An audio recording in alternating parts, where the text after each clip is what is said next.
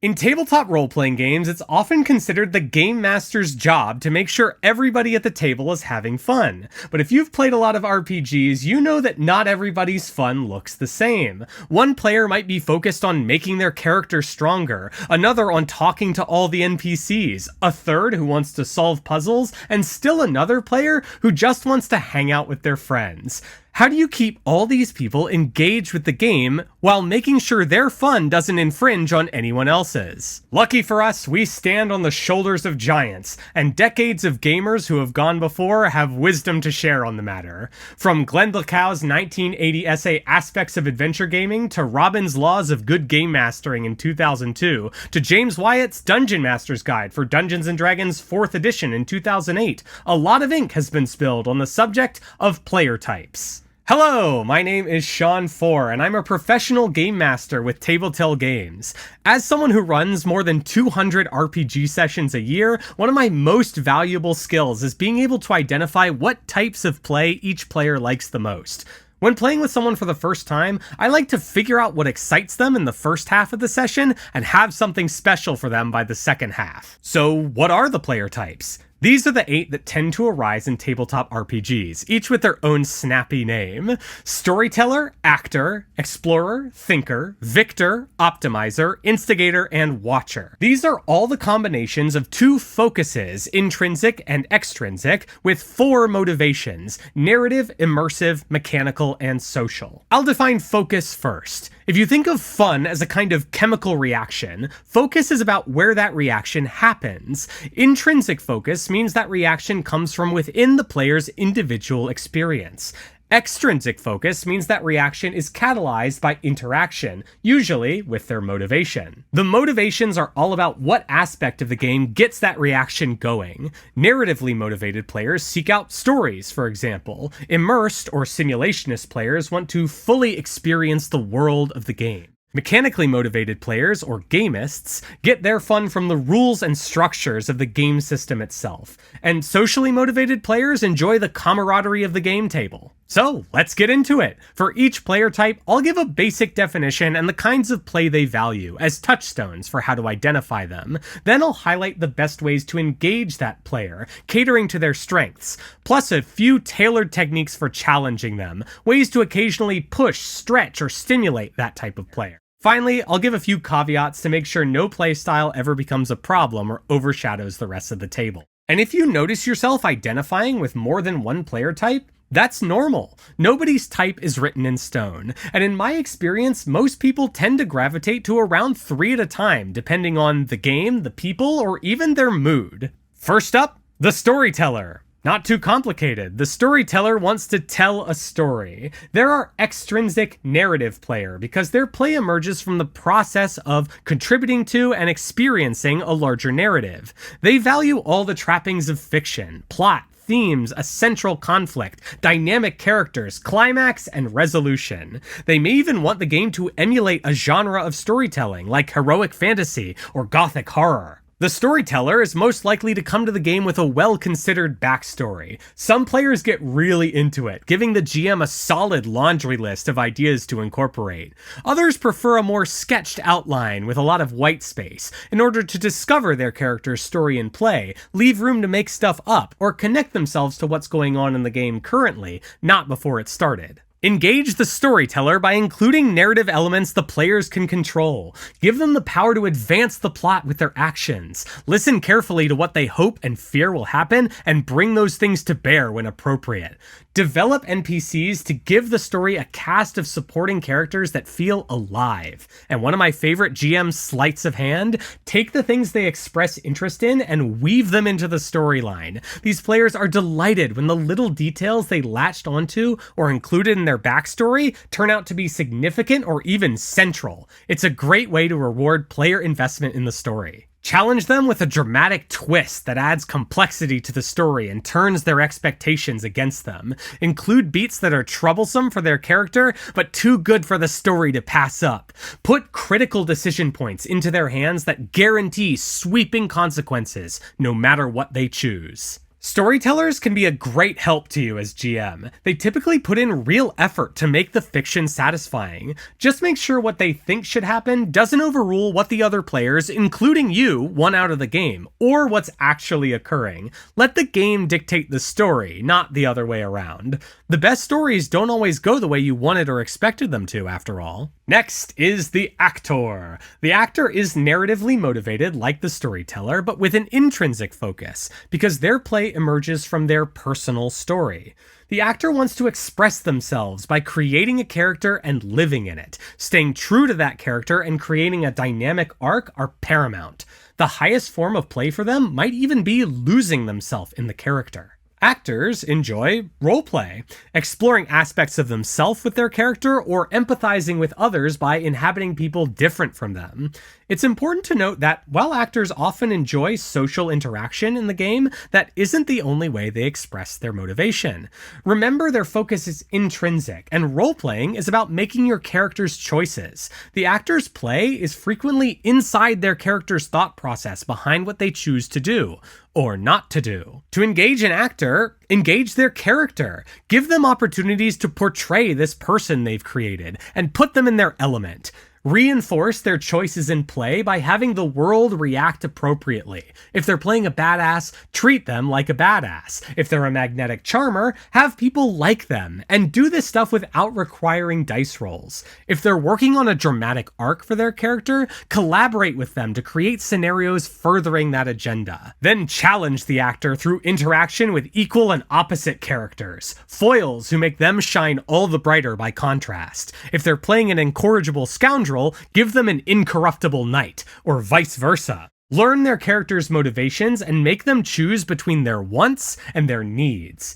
And occasionally, throw their character a curveball that makes them reconsider who they really are. In general, let them drive their own arc, but make sure they share the spotlight. No matter how well fleshed out their character is, they're not the star of the show. This is an ensemble piece, and the actor is a great addition to it.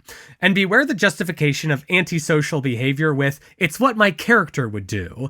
If that action is upsetting to the rest of the table, use it as an opportunity to learn why the character doesn't do that, even though they wanted to. The actor gets to display character growth, and everybody else's fun continues uninterrupted. The explorer player wants to discover the world, learn its secrets, and sate their boundless curiosity. They have an extrinsic focus like the storyteller, but their motivation is immersion. Their play emerges from the feedback loop of acting on the game world, discovering something new about it, and then acting on that. They want a rich, living world to explore, and they love all the little details they can find in it. Explorers love novelty and wonderment. They enjoy uncovering fantastical new experiences, peoples, items, locales, and lore. I know that sounds like a lot, but you don't have to do it all at once. Start by piquing their interest with vivid atmospheric descriptions, tempting rumors hinting at hidden secrets, and mysterious objects or locations that invite their fiddling and experimentation. Present an explorer with these, then watch as they zero in on exactly what they want to do and learn. Then reward their inquisitiveness, with more detail if you know it or can make it up, or with another deeper mystery if you need more time to create it. You can even ask the player themselves what details they find, but be careful. While some explorers love the opportunity to build the world themselves, for others, this defeats the purpose entirely. Challenge them by goading them to dig deeper. Have information be contradictory, requiring them to find the kernel of truth.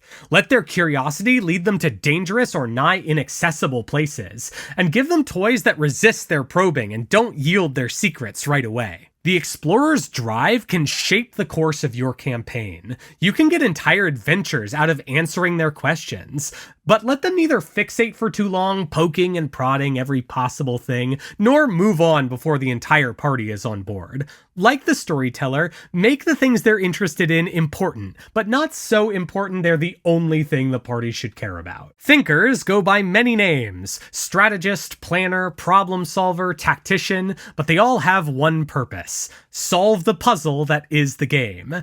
They have an intrinsic focus, like the actor, but their motivation comes from immersion, like the explorer. Their play emerges from understanding the game world and wielding that comprehension as their greatest tool. And the thinker loves tools. They'll use everything at their disposal to solve problems as cleanly and efficiently as possible, gathering intelligence, using tactics, leveraging circumstances, and employing their wits. And although mechanics are in their toolbox, they often prefer using their own ingenuity over dice and character sheets. Engage them with an internally consistent world to interpret. Be generous with actionable information they can feed into their schemes and strategies. Give them brain-teasing puzzles to stimulate their analytical mind. And let clever plans result in decisive victories. Thinkers often want to minimize risk and resource expenditure with their plans, so if they come up with a perfect plan to defeat a challenge far above their weight class, let it happen. Challenge them with complex problems. Create scenarios without a perfect solution in mind and let the thinker sort it out. Introduce mysterious anomalies where the normal rules don't apply and they have to figure out the new ones. And throw the occasional wrench in their plan to make them adapt and improvise. Thinkers can make great party leaders, but make sure they only tell their own character what to do. They also love the feeling that they've outwitted the GM, but keep it friendly. You actually want them to get that feeling. Just keep things moving. Don't let the game grind to a halt while they look for a perfect solution.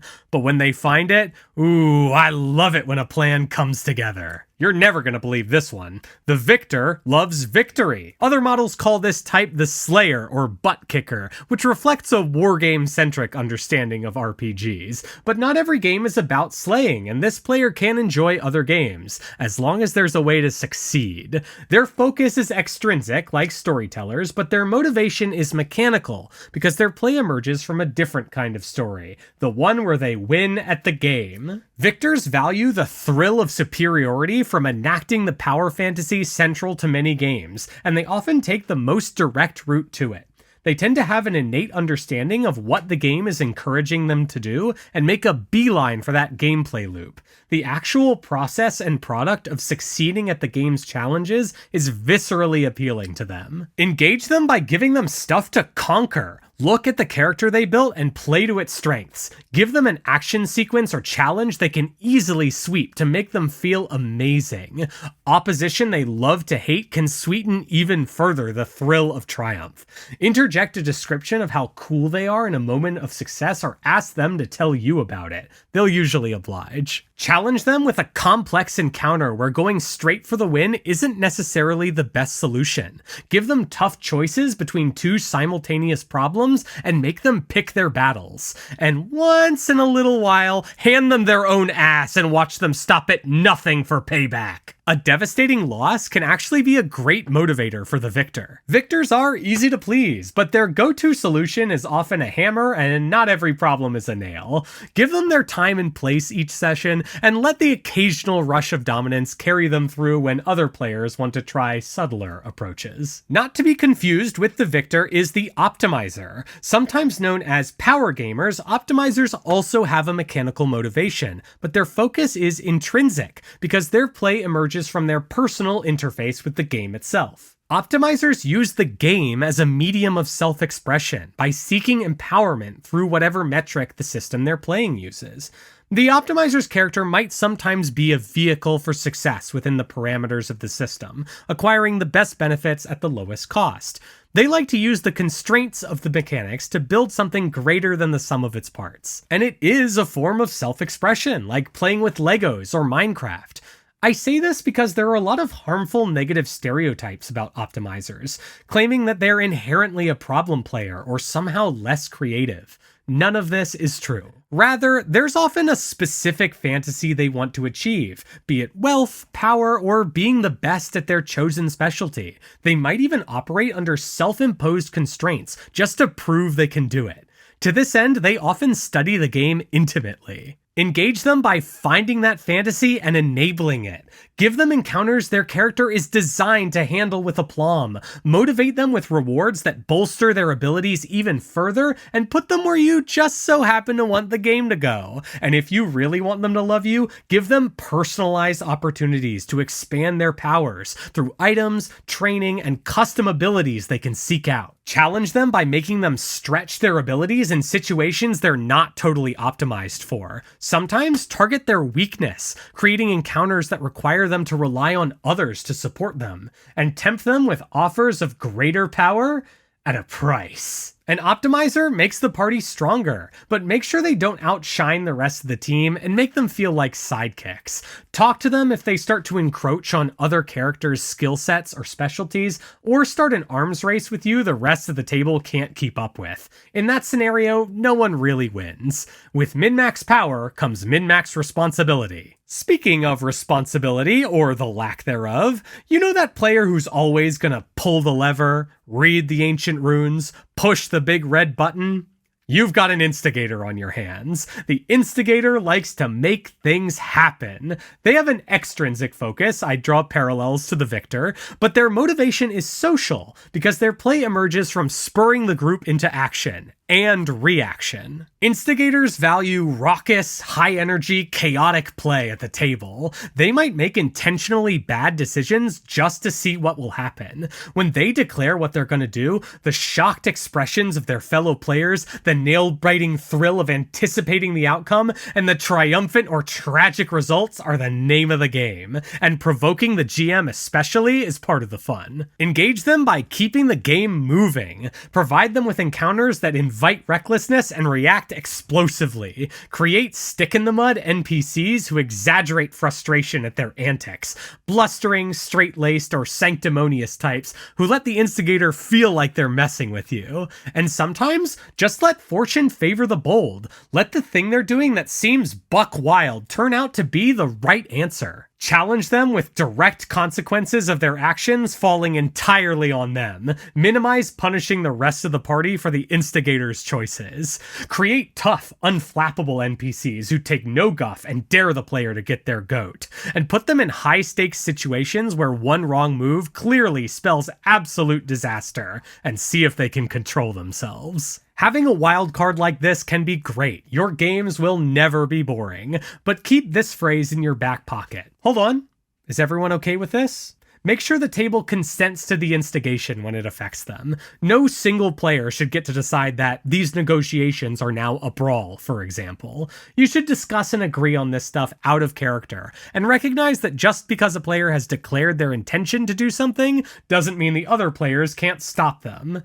Make sure their desire to get a reaction is in the name of fun, not antagonism. When I remember my wildest table tales, there's frequently an Instigator at the heart of them. Last, but certainly not least, is the Watcher. Too often forgotten in favor of flashier player profiles, the Watcher is just happy to be here.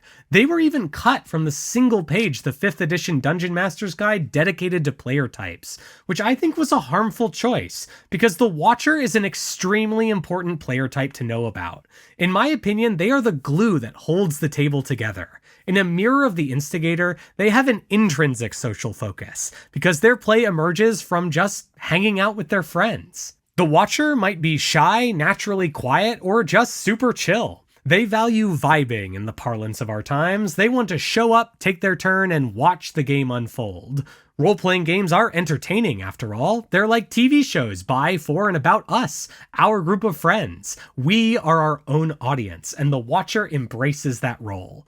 Make no mistake, however, as a person with a theatrical background, the audience is a critical part of the show. Engage them by respecting their level of participation. Let them modulate their own immersion. They don't need to be forced to do any more than they're comfortable with.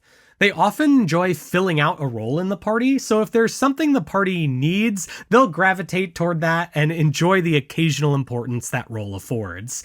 You can give them an invitation to the spotlight at their time to shine, and they'll usually step up, but let them do so for however long or however briefly they want. Challenge them sparingly. During the game, ask if there's anything they'd like to do and respect their answer. Your Watchers shouldn't feel pressure to make something up to placate you.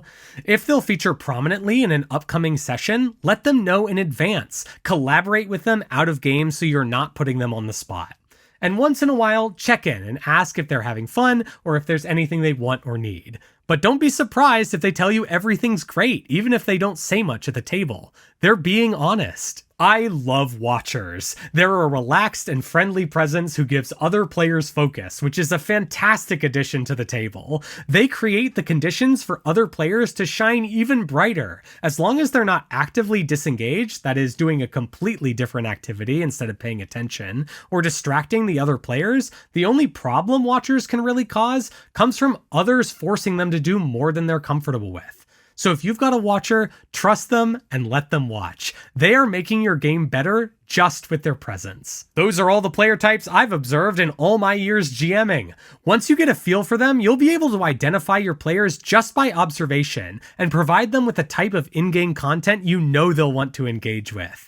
And let me know down in the comments when it felt like I was describing your playstyle. I usually observe 1 primary and 2 secondary types in most players, but all 8 of these are fun ways to play, so don't be surprised if you've got a little bit of all of them, or even that you express different types in different games or as different characters. Playstyle is just another frontier that role-playing games allow us to explore. So if you want to explore new playstyles, new games, and new characters with experienced game masters dedicated to helping players have fun their way, you can sign up for a game with me or any of my esteemed colleagues at Tabletale Games. And maybe you could take our player type quiz. So what's your type?